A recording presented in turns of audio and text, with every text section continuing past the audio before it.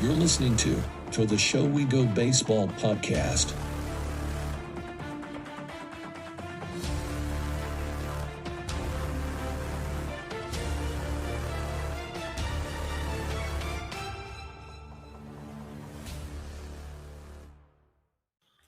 What's going on, everybody? Welcome into episode 23 of To the Show We Go, featuring Ed Hand and myself, Andrew Parker.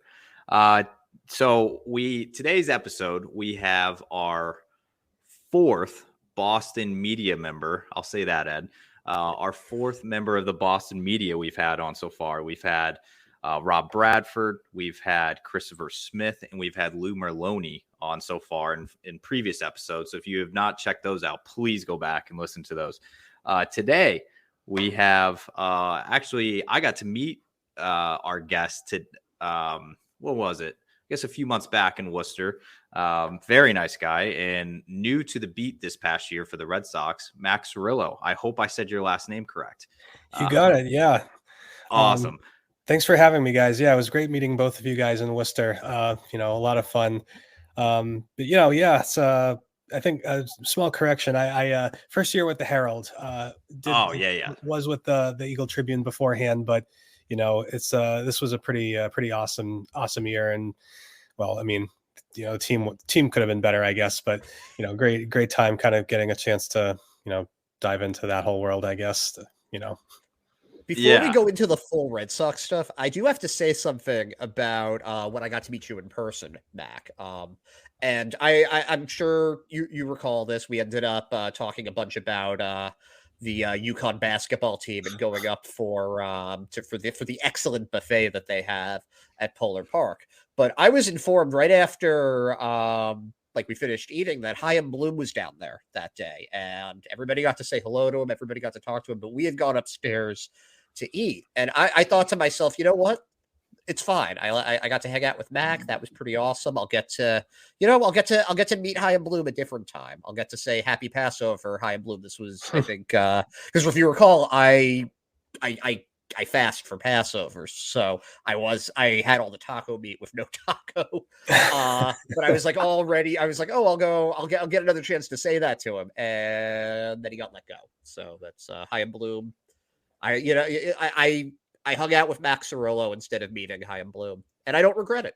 You know what? I will say with Chaim, he obviously has his detractors, but everybody on the beat would agree. One of the nicest guys, super accessible, super accountable. He was great to work with. Obviously, yeah,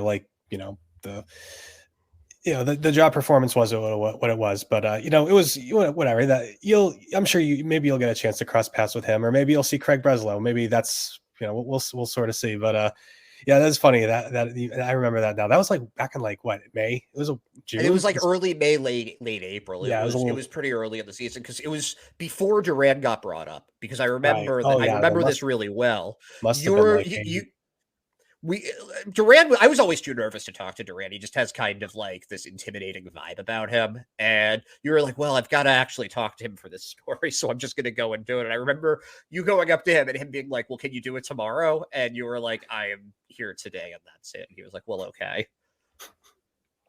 Yeah. Jaren's cool. Yeah. Jaren, I know what you mean, but Jaren's, he's a good dude.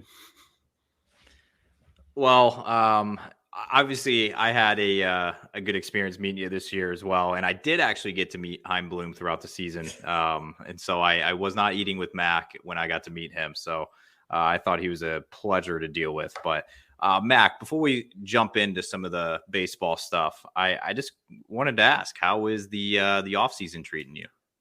It's funny. It's we're about a month in, and it's been super boring. There's just while the playoffs are going on, as far as the Red Sox go, there really isn't that much kind of just we're sort of kind of in a holding pattern, waiting for things to start happening. And obviously the Craig Breslow, the hiring process that led to Craig Breslow's hire is kind of the only show in town. So, a lot of chasing leads, a lot of people not answering texts, a lot of people answering texts and being kind of to varying degree, that's a tough story, So I was very grateful, once that news broke, because then it's like, okay, cool, like that's over with. Now we can, the World Series, the World Series could be over tonight, right? It's a couple hours from now, and if that's the case, then game on. A lot of things are going to start happening very quickly, starting the day after the World Series ends, and I suspect that from this point on, it'll start to get a lot more interesting. Yeah, and I think we were kind of talking with Chris Smith a few episodes back, and I wanted to ask you the same thing. I didn't know if you had gotten tired of just kind of formulating your mind. Okay, I need to write about the Red Sox are interested in this guy for the CBO position. This guy turned it down. This guy said no to the interview, or whoever. Like, did it get tiring for you? Yeah, I think it was, it would have been a little bit more fun if there was just like something, a little bit more variety, but it was, you guys know how it all played out. It was kind of all consuming. And I personally, I'm very much looking forward to seeing what Craig actually does, what kind of chief baseball officer he proves to be. We've all gotten into sort of this routine of the Red Sox operate a certain way because that's how Chaim Bloom did things, and that's how Fenway Sports Group has done things. And it's very exciting to me that all those old preconceived notions, we can throw them all out the window. We have no idea what's going to happen. The next couple of weeks could be insane, or it could be more of the same. But it's refreshing to kind of go into an off season where it really feels like anything is possible. And it's been a while, I think, since we could really say that that's been the case. Yeah, the blank slate is it's been a much more peaceful time, I will say, on the Twitter sphere, in social media in general with the Red Sox. You're not seeing quite as much anger, but that doesn't mean that there aren't storylines that are coming up. The search for pitching is a pretty, like, that's been something that's been focused on a lot. The team needs a second baseman. Potentially, they definitely need some right-handed power in the lineup. It's a lot of lefties. There's, guys like Alex Verdugo. Maybe he gets traded, maybe he doesn't. What storyline do you find the most compelling, and are you the most looking forward to covering? For me, it's the pitching. Fascinated to see who they target, who they go and get, who they try to go and get, and whether it's just they throw a bunch of money at a few free agents, or if they get creative and get some big trades. I'm on record of the opinion that I think the Red Sox need 2 starting pitchers at least. I think we've seen for too long, this team has tried to patch together lottery tickets and be like, well, if James Paxton hits, and if Chris Sale's healthy, and if Garrett Whitlock does his thing, and Tanner Houck, we've been kind of counting on, unproven commodities or unreliable commodities to varying degrees for years now. Let's just call it like it is. There's been a lot of kind of crossing your fingers, and this team can't keep living like that. They need to go out and get some proven guys who can stay healthy, who can pitch lots of innings, who you can count on to go out there and pitch. That's something this team badly needs. And at some, it's obvious that it's not coming from within, at least not soon enough. Brian Bayo has been awesome, an incredible success story, but he's not enough. They need more. So for me, that's the key. Nothing else matters if they can't pitch. And if there's ever an off season to go out and get some pitching, this is it. So it's unbelievable how much talent is available. So very excited to sort of see how Craig Breslow goes about dealing with that. Yeah, it's very interesting, the pitching that's available, because most other positions there isn't really, it's not a particularly deep class, but a guy like Yamamoto is not somebody that hits free agency. Often a 25-year-old who is, as far as talent goes, elite. A guy like, Blake Snell might be the NL Cy Young Award. He's available. Aaron Nola. There's the 2021 team for the Red Sox. They had 2 things that we haven't really seen since, and that's elite pitching at the top of the rotation. They had Eddie Rodriguez, who is a free agent this year in Detroit, and they had Nathan Eovaldi. They haven't had a combination like that can carry them in a series since. You can say what you want about Sale when he was firing on all cylinders. You can say what you want about Bayo. He's had his moments, but they haven't had those consistent workhorses. If you had to pick two, and it could be free agents, it could be guys maybe that are available in trades, like Corbin Burns, Shane Bieber, somebody like that, which two starting pitchers would be your top two for them to acquire? Well, one for sure is Yamamoto. I mean, you said it yourself. Like you do not see a talent like that hit free agency at that age too often. The Red Sox ownership has been on record of being like, we really like to get these guys locked up long term young, because if you got a guy signed into his late 30s or early 40s, you're kind of playing with fire. Yamamoto's 25. You can sign that guy for a 10-year deal, and he is yours. He's 35 when that deal is over. If he is the pitcher we believe he can be, that is a deal worth doing. And fortunately, by all accounts, it doesn't sound like 10 years is something he's interested in. Maybe more like 6 or 7, and he can then go to the well again when he's 31 or 32, as we've seen a lot of these free agents we're about to talk about are around that age themselves. So he's going to get paid, and I think the Red Sox need to be aggressive and go get him. As far as the second one, I like Nola. I don't know if I'm as high on the other free agents. Eddie Rodriguez would be. I guess I don't hate that idea, but I don't know. I kind of feel like we've kind of been there, done that with him. I don't. Blake Snell doesn't have the track record of consistent durability that I think the Red Sox need. He's put up a lot of innings. He's obviously a Cy Young favorite this year, but a lot of times in the past he's either broken down or just not pitched as many innings as you want to see. And like Jordan Montgomery is another guy I like, but Jim Bowden published that column kind of estimating guys' salaries. I was surprised to see that he is projected Jordan Montgomery is getting a bigger deal than Nola, which struck me as interesting because Nola has certainly got a longer track record of higher level success, even though Montgomery has been outstanding recently. Yeah, I think that some of that's it is very interesting with Nola, because when you look at the numbers, he has the ace reputation, but he's more of a number 3 starter. But Montgomery, he's never made an all-star team or anything like that. He really bolstered his value with what he did with Texas and after the trade and in the playoffs. But it's the name brand versus the short memory, Right. I think I'd love if the Red Sox could get him, but I don't know if I go crazy about if we're talking 5 years, like 125 million, that's not too far off from what Sale's extension was. So that's a big commitment.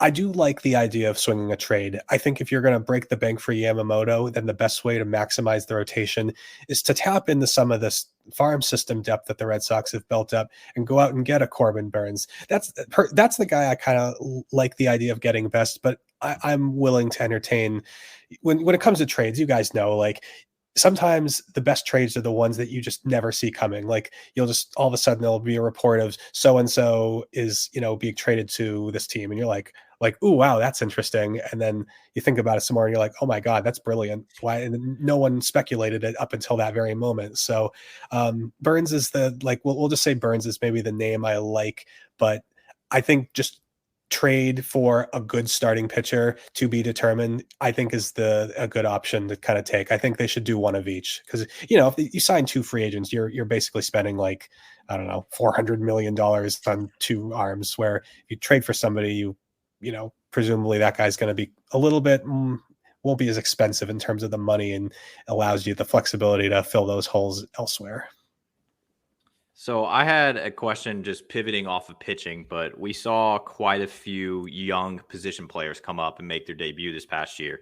We had Abreu, obviously, that did well. We had Rafaela, we had David Hamilton, and Manuel Valdez. Which of those guys do you see getting consistent playing time in the MLB? And then for the ones that aren't, what do you do with them? So of the guys who came up at the end of last year, I like Wilyer Abreu a lot. funny. He's like kind of the most unheralded of that whole group in terms of prospect rankings, but I really liked his game. I mean, that combination of power, plate discipline, and arm strength in right field.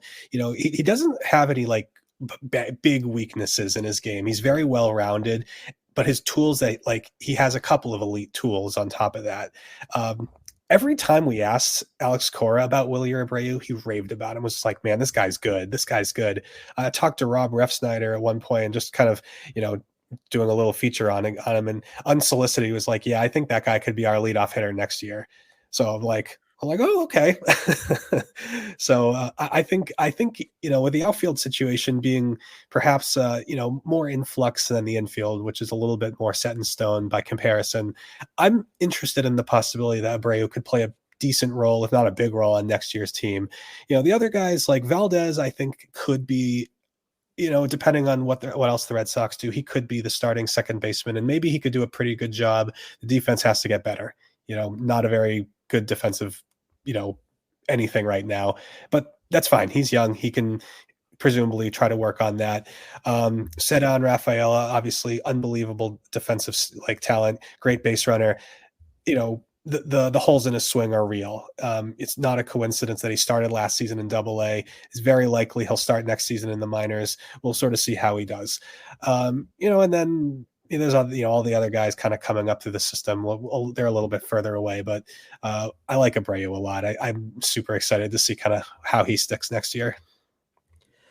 Of that group of guys, which do you think is the most likely to get traded? And we can go through the whole outfield with that, honestly, because I think Alex Verdugo is somebody that's a candidate for it as well. But, Jaron Duran, Alex Verdugo, Cedon Rafaela, Willie Abreu. I can't imagine all four of them being on the team next year. If you had to bet, which I guess the two do you think are the most likely to get traded? Well, Verdugo obviously the most likely, just because of his situation. Yeah, that's why I said two. he's in obviously entering his walk year. He is, I think kind of in a similar place as where Andrew Benintendi was, where you kind of have to make a decision. Is this a guy we're going to invest in long term? And Verdugo, there's a lot of people who kind of, maybe not a lot of people. There are some fans who kind of hate on Verdugo, and the fact that he was in the Mookie Betts trade, I think, has to do with this too. Like, people talk about, Verdugo sucks. No, he doesn't suck. He's a quality starting outfielder, and those are valuable. He's a Gold Glove finalist. He is a doubles machine. We've seen at his best. He's a very well-rounded and talented player. He is good to have around. But is he more? Can he be great? That's the question we've been asking ever since he got here. And at this point, I think it's safe to say that if he does have another gear, it's debatable whether or not he can tap into it. Whereas before, you maybe give him the benefit of the doubt. He is, I think would be worth trading at this point, because he is valuable. He is a good player. You can get something good for him, but I have a hard time seeing the Red Sox extending him at this point. And then beyond that, I guess if you're going to trade a second person, Duran would probably make the most sense, because he is super, the speed is real. The doubles, he basically just like turns anything that's even kind of into the gap into a double. I mean, he would command, after the season he just had, he would fetch a very, very good solid return. So, because Yoshida is more expensive. I doubt Duran would probably be more valuable to another team than Yoshida, and the prospects are just too, they're unproven. I think we'll see, maybe they get. I don't want to rule out that possibility, but I'm not trying to trade the whole Red Sox outfield. But yeah, Verdugo would be the most likely, and then we'll see about the rest. So I had a question, and I wanted to get your thoughts on it. I saw an article written by a fellow Boston media member, Chris Cotillo. I think he dropped it yesterday. And it was kind of interesting. He was kind of looking at like what they might do for free agency, non-pitching wise. And so he brought up points on them not really prioritizing certain positions because of the guys they have down in the minors. Do you see them just like maybe not looking for, a catcher or even like a middle infielders with Marcel Meyer in AA. Like, do you think that's going to be at all factor into their decisions on who they add on the hitting side of things? Oh yeah, absolutely. Well, with catcher, I think Cotillo is written a couple position pieces. One was catcher, I believe the other was second base or the infield more generally. Catcher, I don't expect them to do anything. They have no reason to. Connor Wong just had a terrific season, for especially considering what the expectations coming in were. Reese McGuire as a your backup catcher is fine. He's arbitration eligible this season. I think he's projected to get like less than $2 million. So he's worth 1.7, something like that. Yeah, and then Kyle Teal is possibly going to maybe even be ready at the end of next season. If not, then by certainly the 2025. So there's no need to bring in any other catchers. They're good there. Infield is interesting. They're in kind of a similar spot as they were previously at first base, while we were kind of waiting for Tristan Casas to make his way up. But the problem that they did that situation was they had an obvious hole at first base, and they just refused to fill it, because they didn't want to block Casas. And the team suffered for 2 years because of it. Like Bobby Dahlbeck, just it didn't work. Like he was the holes in his swing were exposed for 2 seasons. Franchi Cordero, that didn't work. The defense was almost as bad as the offense. So I worry that with second base they may fall into a similar pitfall, because they won't sign a long-term guy. Like they have so much talent in the middle infield coming up. It would be crazy to sign somebody to a 4 or 5 year deal. But I think they should sign somebody to a 1 year deal, because Pablo Reyes, you don't know if you're going to have a season like that from him again. He was in the Oakland A's minor league system. He's stuck in the Oakland A's farm system for a reason. Luis Urias is probably going to get non-tendered just because he's more expensive than he's probably worth. And Valdez, the defense issues I mentioned, like I think Cotillo mentioned Whit Merrifield, I believe, and that was a name I think get my colleague Gabrielle and I floated in our point counterpoint last week. Same logic, 1 year deal, maybe, I don't know, 10 million, something like that. That's a guy who can help you next year, and he won't mess up things in the future. You can let Marcelo Meyer or whoever develop at their own pace. But right-handed bat, he can play outfield fast. Yeah. I mean, there are dimensions that he adds that this team could use. I think Merrifield would be a perfect fit, honestly. I agree. I'd love to see that. But if not him specifically, they could possibly trade for a guy in a similar type of guy too. But they just gotta stop with the whole punting on positions and just sort of, well, we got the prospects coming up, we don't want to mess. No, you gotta field a major league team, and that means having major league players at every position. And yeah, I don't know if I love their situation at second base as it stands now, so I would like to see them do something there. As far as right-handed bat goes, they're potentially losing 2 guys in Adam Duvall and Justin Turner, but we've seen Justin Turner has been around quite a bit on social media. He was going candlepin bowling. He, was taking video of him in Kenmore Square. Do you think that there's a real chance that they bring him back if the price is right? Oh yeah, absolutely. They love him. I mean, he was had a terrific season. However, as old as he is, that dude can still ball. I mean, he played second. He was like arguably their best defensive second baseman a couple of times they put him out there. His situation is just fascinating because like he has the way his contract is structured. It'd be crazy for him not to opt to decline his player option, because he gets a $6.7 million buyout. And then obviously he'll get more than $7 million for like on the open market. I mean, after the season he just had, that's kind of a no brainer. So I could absolutely see the Red Sox bringing him back, maybe 10 or $12 million deal. I like 12 years. I let him play till he's in his 60s. It's fine. Yeah. I mean, I don't know, maybe, a $10 to $12 million per year deal. I don't know. I don't think it would be prohibitively expensive. And if there's an old guy you want to invest in, that's the kind of guy you want. I mean, the guy didn't show any signs of slowing down, but obviously there are drawbacks. Bringing him aboard means that you have less flexibility to, kind of tweak, tinker with your lineup. By definition, you're going to have a worse defensive lineup just because maybe inferior defensive players are going to be in the field more often. That's something we saw a lot last season. So it's not a no-brainer, but I do think it would make a lot of sense to bring him back. And I think if the price is right, I think the Red Sox would, get it done. Well, that's what I'm going to be very interested in watching for sure. Now, you touched on this a little earlier, but I wanted to dive in a little farther on this. You had mentioned possibly that, we have no idea what Breslow's going to do and how aggressive he's going to be when he takes over, but I want your gut opinion on this. So do you think that he is going to dip into the farm system and make a few deals in the coming weeks? I do. Yes. I don't know how long it'll take. Might be a couple more like December, maybe, before the trade market really picks up steam. But Craig Breslow is a very smart guy, and he also spent a lot of time in major league clubhouses. So he knows how this all goes. Not an apples to apples comparison, but we recently saw Brad Stevens move from the coach's bench to the front office with the Celtics.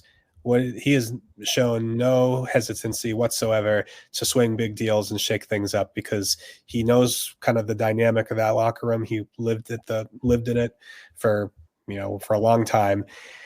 Breslow, I do believe, will understand that a trade isn't just the sum of its parts. You bring in a big guy, it can have a cascading effect and tell your team like, hey, we believe in you. We're going to get you the guys who can help make this thing happen. And I can't wait. I think it'll be very exciting. It's like I said before, some fans have kind of come to expect a certain Red Sox approach. And when the moment Breslow does something unexpected and bold and exciting, the Red Sox, the whole vibe around the Red Sox is going to change. And I'm very excited to sort of see when it happens and with whom. I think it's going to be it'll be a lot of fun. It'll be a good day on Red Sox Twitter. That's for sure. Is it ever a good day on Red Sox Twitter? Like, come on. It's been a while. Let's be honest. Yeah. I think for some people it was a good day when Bloom got cut. I saw some people that are usually very unhappy, very angry that were celebrating that. So, well, yeah, no, naturally.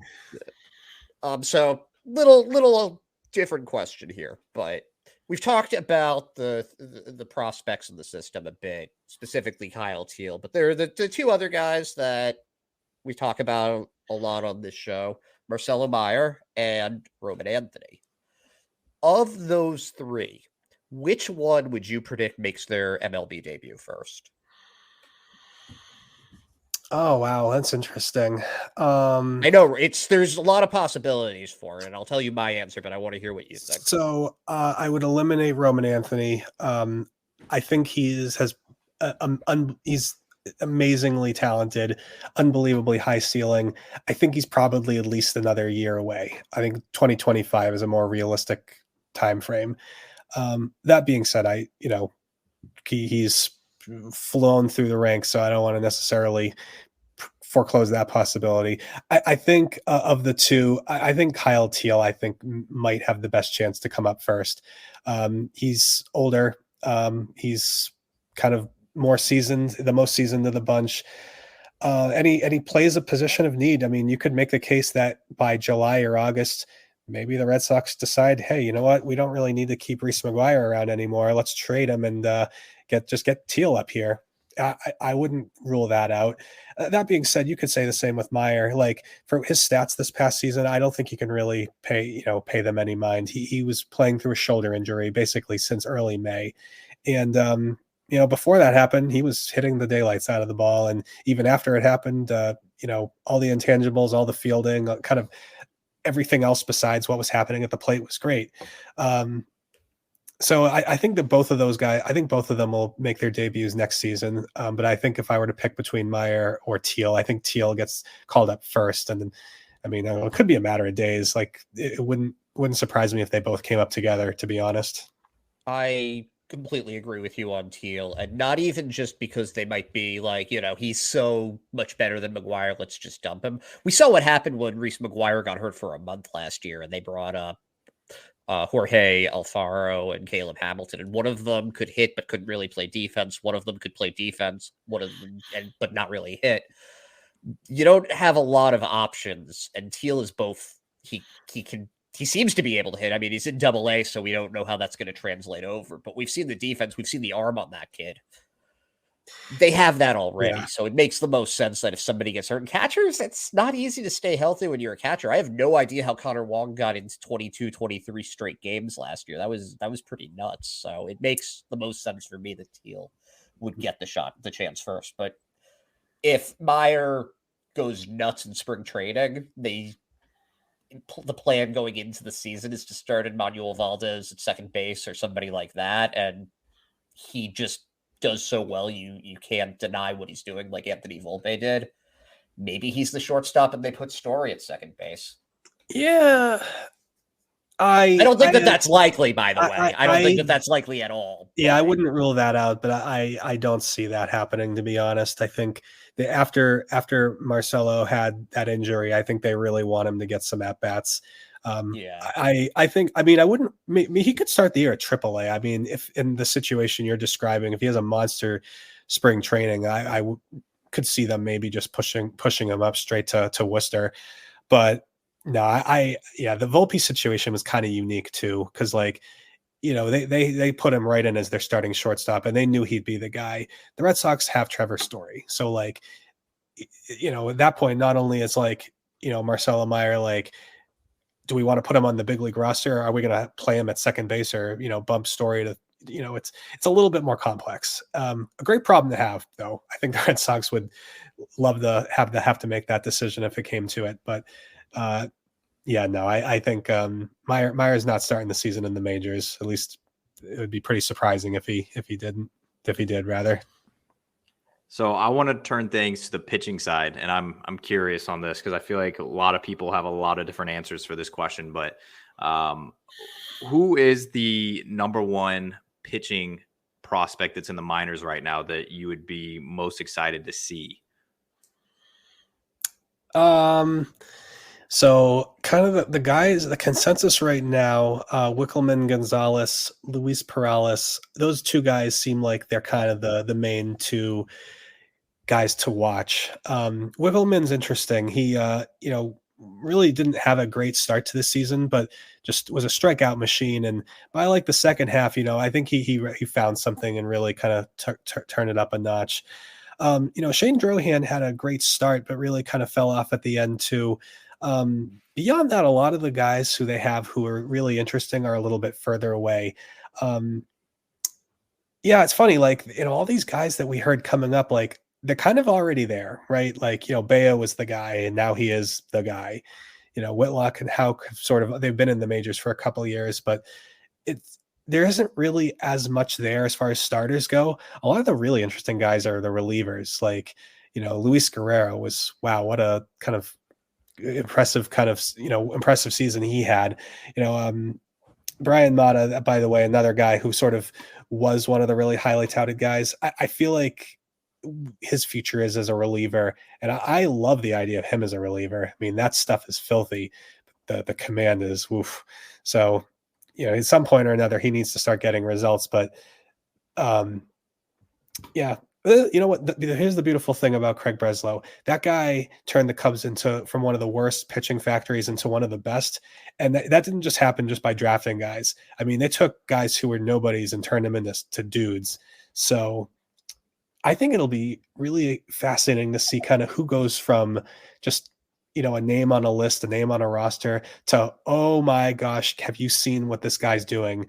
And it'll be a little bit of time. Maybe it might not even happen until late next season, if not early the following year. But that's going to be a really exciting. That's going to be awesome. I can't wait to see like, who steps up that we don't see coming now. Because I think the best Red Sox pitching prospect might be a guy nobody really knows at this point. I mean, Wickelman maybe and Luis Perales are the two most famous guys, but nobody knew Brian Bayo until he like popped off either. So yeah, I mean, there's always the chance he can turn Shane Drohan into Justin Steele or somebody like that too. Somebody that'd be nice. maybe has been a little left for dead, because I don't think anybody expected Steele to break out to the extent that he has in the last couple of years. But I have a question that's also about pitching, and it has to do with the back end of the rotation for the Red Sox, because we talked earlier about how they need 2 starters, but those are 2 frontline starters. I think the back of the rotation, if anything, they might have too much depth there, because you have Bayo, he's fine as a number 3. Put Curcell as your number 4. He'll get hurt eventually, maybe, but like he's a veteran that you feel comfortable with when he's healthy. They have 4 potential number 5 starters: Cutter Crawford, Nick Pivetta, Tanner Houck, and if you want to try him in the rotation again, I don't at this point. There's Garrett Whitlock also. Now, personally, I think that Nick Pivetta has earned that number 5 spot in the rotation. Cutter Crawford has too. I much prefer Houck being in the pen. I much prefer Whitlock being in the pen. But there can only be one number 5 starter. So you're going into opening day. Let's say they get Yamamoto. They trade for Burns. So we know who the first 4 are going to be. Who do you pick to be the number 5? Well, out of those 4, I'd say, yeah, Pivetta would be the favorite in the clubhouse to earn that spot.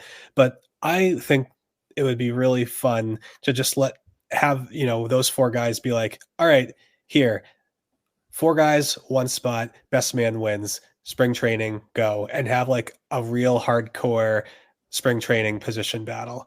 How crazy would that be, having that on Nessing? Like, you actually have something to watch in spring training midway through it, and that isn't like, because the first week it's always super exciting for spring training, and then you lose interest.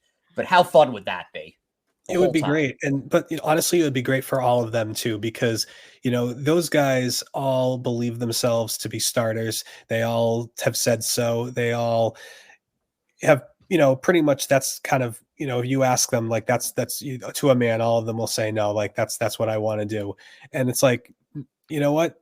Time to put up or shut up. All right. You have an opportunity, go out and take it. And that'll make all 4 of them better. Now, obviously, only one of them would win the competition, but then the other 3 guys, presumably 2 of them would probably go to the bullpen. Maybe one of them might become sort of the long man, or you could see somebody go to AAA. That's on the table too, or maybe somebody gets traded in the offseason. Honestly, I think this team needs a little bit more competition like that, and it's good for everybody. So yeah, I think, if I was to predict right now who I think would win that competition, I think Pivetta would be the favorite. But yeah, I think competition could do some interesting things. Let's see, like, Tanner Houck maybe is Cutter Crawford, one of those guys, just has that dog in him. They just, all right, let's go. That's the other reason I think it'd be so important to get 2 new starters, is that if people feel comfortable, they're not going to improve. So then, we're just going to get more of the same. And it's not everyone's going to stay healthy for the whole season either. So if you can prove that you can start in spring training, well, somebody goes down. Curcell gets inevitably hurt. One of the new guys inevitably gets hurt, because it's a long season. Mm-hmm. Doesn't hurt to have that, to have them know what you can do in that role. Yeah, and having that depth helps. If Cutter Crawford, I don't think was necessarily, all spring training we had like 7 starters for 5 spots. How are they going to figure it out? And then Cutter Crawford ends up basically immediately becoming one of their regular starters. You never know. You can never have too much pitching. But if you do have quote unquote too much pitching, then yeah, I think ultimately you want to make sure that your guy, whoever kind of takes that number, if things go according to plan, like the Red Sox could have like the best number 5 starter in baseball, like that's on the table, like, a guy who arguably was their number 2 last year, Nick Pivetta, was, could be their number 5. It's not a bad spot to be in. Yeah, and so I was kind of listening to you earlier, and you were kind of saying that a lot of the guys like say they are starters, and I remember Tanner Houck was rehabbing down in Worcester this past year, and he was just like, "Yeah, I'm a starter. Like this is what I want to do." So I feel like they're all like, "Okay, we all want to be in the starting rotation, but there's not 9 spots." So I want that position battle thing to happen so bad. I feel like you have that in every other sport. You have that in like football, like where training camp battles, like people are battling for wide receiver 2 or whatever. It's like, I want that for the rotation. I don't think it's going to happen, but it would be cool. I want to dive in next topic here. So I know you at the beginning of the show, you kind of said the offseason was a little boring, not much going on, but what do you have planned this offseason? Are you doing like GM meetings, winter meetings? You going to spring training, anything like that? Yes, yes. So I will be at the winter meetings. Gabrielle and I will both be at spring training. I think, well, I don't think they've even announced when like when pitchers and catchers report. So we'll both be down there for probably a week plus each. So yeah, it's but other than that, I mean, I think I expect I'll be at Fenway for the press conferences when they announce the various free agent trades and stuff. Although, actually, funny story, I actually won't be able to make it to Craig Breslow tomorrow because my my little guy, my toddler, months ago scheduled a minor procedure. Nothing to worry about. No big deal. I scheduled it for tomorrow morning. Well, go figure. The one Yeah. of all the days, the big press conference to introduce the new chief baseball officer could have been is tomorrow morning. So it's like, all right. So Gabrielle will be representing the Herald for that, and I'll probably hit up Craig afterwards and introduce myself or something. But yeah, no, it's going to be. I'm looking forward to it, man. I think the off season can be so much fun. My first off season covering the Red Sox was the lockout off season. So that was a real drag. So last year was a lot of fun. It was kind of, getting to kind of experience the process as it's actually supposed to be without COVID, without labor disputes, without trying to brush up on my, antitrust law, all that kind of fun stuff. Just dive into the baseball like we're supposed to. Doesn't that feel like it was 20 years ago when the lockout happened and everything? I feel like I'm like, holy cow, that was literally less than 2 years ago. Dude, sometimes I think back and I'm just like, yeah, wow, it feels like just yesterday. It was like, 2018, because it doesn't feel that long ago. And that's like, oh yeah, no, it's been 5-6 years. Yeah. Crazy. I feel like also the COVID aspect too. Like I always joke with my fiance about it, and I'm just like, I feel like we've been together for like 10 years right now, and it's like we've been together for like a little under 4, but it's like COVID felt like it added like 6 years onto it. So I'm like, I feel like that was like 10 years ago I met you, but same with baseball. I think it's funny because I think we met our fiancés at about the same time and have been together for about the same amount of time and got engaged at about the same amount of time, which is kind of interesting. But that is weird, yeah.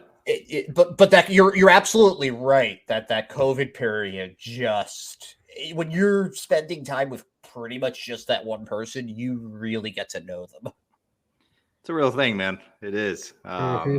I don't know. I feel like we kind of joke and we're like, COVID was the reason why we're probably getting married because we just spent every day together. We went on our first date a month before the world shut down. So it was like 2 months.